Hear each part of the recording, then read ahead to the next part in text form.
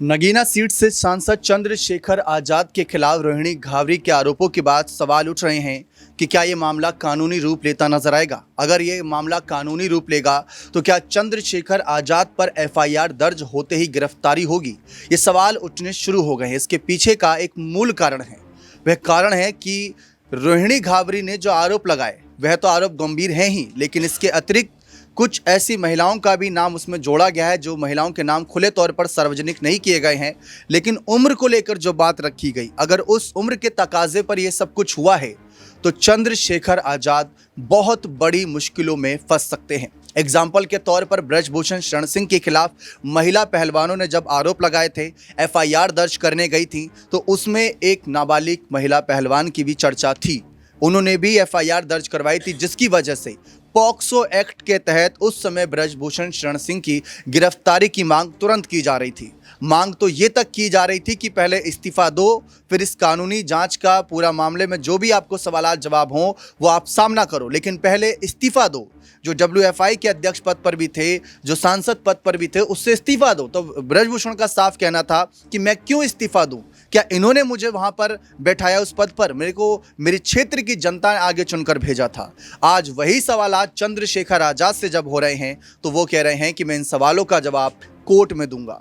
Court में क्या जवाब देंगे, क्योंकि मामला कानूनी रूप नहीं ले पा रहा है। इस मामले पर भी रोहिणी ने खुलासा किया था। उन्होंने कहा था कि एफआईआर दर्ज हुई थी, लेकिन इसकी ताकत इतनी है कि एफआईआर को लेकर आगे कोई अपडेट आई ही नहीं। अगर आपको यकीन नहीं आता तो मैं उनका पोस्ट दिखा देता हूं जो रोहिणी ने इनके खिलाफ बात रखी थी, चर्चा हुई थी। पहले आप यहां पर देखिए, 4 जून को किया गया ये पोस्ट जो अब काफ़ी वायरल हो रहा है, जिसमें इन्होंने एक ऐसी कहानी बताई, कहानी कहें या हकीकत कहें ये तो कोर्ट में ही खुलासा होगा।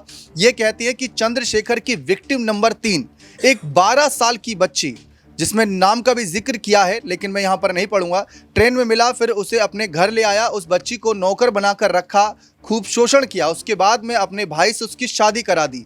एक बेटा हुआ, उस बेटी को इतना प्रताड़ित किया कि वो उनके घर से भाग गई, छुप के रहने लगी। अब ना ये लोग उसे अपने बेटे से मिलने देते हैं, ना उसको कोई इज्जत दी। ऐसी कई लड़कियां हैं जिनका जीवन बर्बाद हुआ। अब इन सब बेटियों को न्याय में दिलाऊंगी। ये सच्चाई जैसे जैसे मुझे पता चलने लगी है, इससे लड़ती थी कि क्यों इन बेटियों के साथ अन्याय किया। दुनिया के सामने तो महिला सम्मान की बात करते हो, यही बात इसको अच्छी नहीं लगी और इसने फिर मेरे साथ भी यही किया। यह चाहता था कि मैं इसकी क्राइम पार्टनर बनूं, जैसे वो औरत इसके सारे काले कारनामों में साथ देती है मैं भी दूं, लेकिन मैं इनकी तरह नीच नहीं हूं, अपना जमीर नहीं बेच सकती। अब आप में बहुत लोग ये सोचेंगे कि जब इतना कुछ हुआ तो एफआईआर क्यों नहीं दर्ज की। अब यहाँ पर देखिए, रोहिणी घावरी का एक और पोस्ट है जो कि सामने आता है, करीब चैट, यहाँ पर बहुत सारे चैट के साथ, करीब 4 जून को ये पोस्ट इन्होंने शेयर किया था, जिसमें रोहिणी घावरी ने लिखा था कि इस लड़की ने चंद्रशेखर के खिलाफ एफआईआर की थी, लेकिन समाज ने दबाव बनाया, इस बहन का साथ किसी ने नहीं दिया। ये जाटव समाज की बेटी है जिसकी ज़िंदगी के साथ खेल उसने उसे मरने के लिए छोड़ दिया। अपनी बहन बेटियों के सम्मान के लिए तुम खड़े नहीं हो सकते, मेरे लिए क्या सामने आओगे। तुम एक चरित्रहीन हो, अपना नेता बनाओ, लेकिन वाल्मीकि समाज इसको गाली ही देगा हमेशा। तो ये बात रोहिणी घावरी ने खुले तौर पर रखी और अब तो महिलाओं ने भी इनके खिलाफ प्रदर्शन करना शुरू कर दिया। बीते रविवार की तस्वीरें हैं जहां पर एक कार्यक्रम के दौरान चंद्रशेखर के खिलाफ आप देख सकते हैं किस तरीके से तख्ती लेकर महिलाएं सड़कों पर उतर चुकी हैं। तो ऐसे में बहुत से आरोप लग रहे हैं कि अब क्या करेंगे चंद्रशेखर आजाद। मामला कितना गंभीर बन सकता है अगर यह मामला कानूनी शक्ल लेता है तो, क्योंकि हम देख चुके हैं ब्रजभूषण शरण सिंह, ये वो नाम है, चाहे सपा की टिकट पर लड़े, निर्दलीय लड़े, अपने परिवार से किसी को भी उतारे, कहीं से भी उतारे, जीत पक्की रहती है।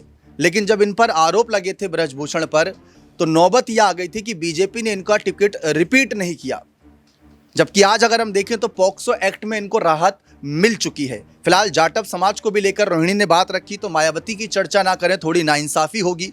उम्मीद थी कि बसपा के काफ़ी समर्थक सड़कों पर आएंगे, चंद्रशेखर के खिलाफ बात रखेंगे, एक नेता के खिलाफ बात नहीं रखेंगे, एक व्यक्ति के खिलाफ बात रखेंगे जिस पर आरोप लगे हैं। मैं सांसद शब्द का जिक्र नहीं कर रहा, मैं उस शख्स का जिक्र कर रहा हूं जिस पर वह आरोप लगे हैं, और उनका कहना है कि मैं इन सवालों का जवाब कोर्ट में दूंगा। फिलहाल इस मामले पर जब हमने ज़्यादा जानकारी अपने सहयोगी अमन सर से प्राप्त की तो देखिए उनका क्या बयान आता है। चंद्रशेखर आजाद पर रोहिणी घावरी जो आरोप लगा रही हैं, क्या वो हवाई लग रहे हैं? अगर आरोप सच साबित होते हैं तो पॉक्सो एक्ट को आप कैसे देख रहे हैं? देखिए, जाहिर बात है दीपक, क्योंकि जिस तरह के आरोप चंद्रशेखर आज़ाद पे लगे हैं वो न सिर्फ गंभीर हैं बल्कि सोचने पे विवश करते हैं, क्योंकि इतनी जल्दी लोकप्रियता हासिल करना 3-4 साल में अपने आप को एक सांसद लेवल तक लेके जाना कोई आसान बात नहीं होती है। लेकिन अब जब वो सांसद बन गए हैं उसके बाद जिस तरह की बड़े बड़े आरोप रोहिणी घावरी लगा रही हैं वो अपने आप में कई तरह के सवाल पैदा कर रहे हैं कि क्या आज़ाद का जो चरित्र है क्या उसको हम इस तरह देख सकते हैं, क्या जो रोहिणी आरोप लगा रही हैं क्या वो सही हैं। और जो पोक्सो एक्ट का आप जिक्र कर रहे हैं, जाहिर बात है कि ये एक बहुत सनसनीखेज आरोप है, क्योंकि अब तक रोहिणी सिर्फ अपने बारे में बात कर रही थी, लेकिन जिस तरह से उन्होंने 12 साल की एक लड़की का जिक्र कर दिया है उसको लेकर अगर पोक्सो एक्ट की बात की जाए तो अगर 12 साल तक की जो लड़की है उसके साथ में अगर इस तरह का दुष्कर्म या कोई मामला साबित हो जाता है तो दीपक सजाए मौत तक का प्रावधान इसमें है। तो ये अपने आप में बहुत बड़ा गंभीर आरोप लगा है। लेकिन उससे हैरानी की बात यह है कि रोहिणी एक के बाद एक इतने कह सकते हैं कि बड़े बड़े आरोप आज़ाद के ऊपर लगा रही हैं, लेकिन आज़ाद जिस खामोशी के साथ में बैठे हुए हैं, जिस चुप्पी के साथ में वो अभी तक कोई जवाबदेह अपने तय नहीं कर पा रहे हैं, तो ये सवाल लगातार उठ रहे हैं कि आखिर आज़ाद इस पूरे मामले के ऊपर इस तरह से खामोश क्यों बैठ गए, क्यों चुप हो गए? क्या एक चुप्पी हज़ार सवालों का जवाब उनकी है, या ये चुप्पी इसलिए है कि जो आरोप लग रहे हैं उसमें कहीं हद तक कोई सच्चाई है? यानी अब दोनों तरफा खूब बातें हो रही हैं। आप देखेंगे रोहिणी घावरी के पक्ष जो लोग हैं वो ये बात कह रहे हैं कि भाई आज़ाद को अब सलाखों के पीछे होना चाहिए। वहीं जो आज़ाद के समर्थक है वो ये बात कहते हुए नजर आ रहे हैं कि रोहिणी घावरी सिर्फ आरोप लगा रही हैं बल्कि उनके पास कोई सबूत नहीं है। तो ये तमाम सारी चीज़ें जो हैं वो चलती हुई नजर आ रही हैं। लेकिन दीपक, अब तक तो रोहिणी का चलिए मामला था, लेकिन जिस तरह से अब उन्होंने ये सनसनीखेज आरोप लगाया है, गंभीर आरोप लगाया, मेरे ख्याल में आज़ाद को अब अपनी जवाबदेही तय करनी पड़ेगी, क्योंकि अब तक सिर्फ रोहिणी का आरोप उनके ऊपर था, लेकिन अब 12 साल की लड़की का आरोप अगर उनके ऊपर लगा है इस पूरे मामले को लेकर, जैसा आप पोक्सो एक्ट की बात कर रहे हैं उसको हम पढ़ें तो उसमें नजर आता है कि 12 साल तक की अगर उम्र के साथ इस तरह का कोई गलत काम किया गया है तो आपको सजाए मौत तक का प्रावधान उस एक्ट के तहत है। तो यहाँ एक गंभीर मामला बनता हुआ दिखाई पड़ रहा है, क्योंकि अब तक तो चलिए रोहिणी आरोप लगा रही थी, लेकिन अब इस तरह की बातें कर जो सामने लाकर या इस तरह की जो चीज़ें वो सामने लाकर रोहिणी एक तरीके से आज़ाद को पूरी तरह से घेरना चाहती हैं। अब यहाँ बड़ा और अहम सवाल ये बन जाता है कि आज़ाद इसके ऊपर क्या पलटवार करते हैं, क्योंकि आज़ाद से जब पूछा जाता है तो वो तो साफ कह देते हैं कि भाई अगर कोर्ट में मामला जाता है तो मैं जाकर कोर्ट में बात करूंगा। लेकिन यही आज़ाद थे कि जब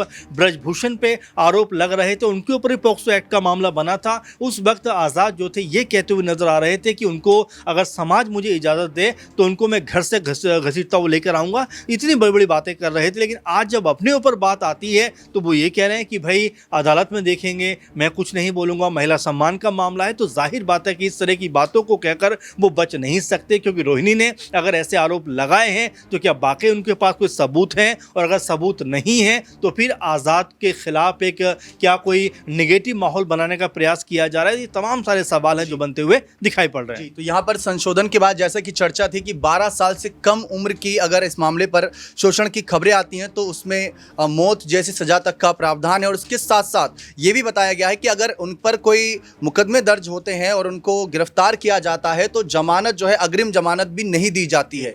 तो ये बहुत गंभीर मामला बन जाता है, लेकिन 12 साल से कम उम्र तक के मामले पर। लेकिन फिलहाल चंद्रशेखर मुश्किलों में तो नजर आ रही हैं। देखा आप सभी ने किस तरीके से यहाँ पर साफ है कि चंद्रशेखर पर जो आरोप लगे हैं काफी गंभीर हैं, लेकिन अभी एक तरफा माहौल बनना यानी कि एक तरफा बातचीत हो रही है। जब तक चंद्रशेखर आजाद इस मामले पर खुलकर कोई बात नहीं करते तब तक उनको दोषी या निर्दोष कहना गलत होगा, क्योंकि ऐसे मामले पर इंतजार किया जाएगा कि उनका क्या अगला कदम रहेगा, चंद्रशेखर के मन में चल क्या रहा है। क्योंकि कई बार ये कहा जाता है कि आपकी चुप्पी ही आपके कई सवालों का जवाब दे देती है।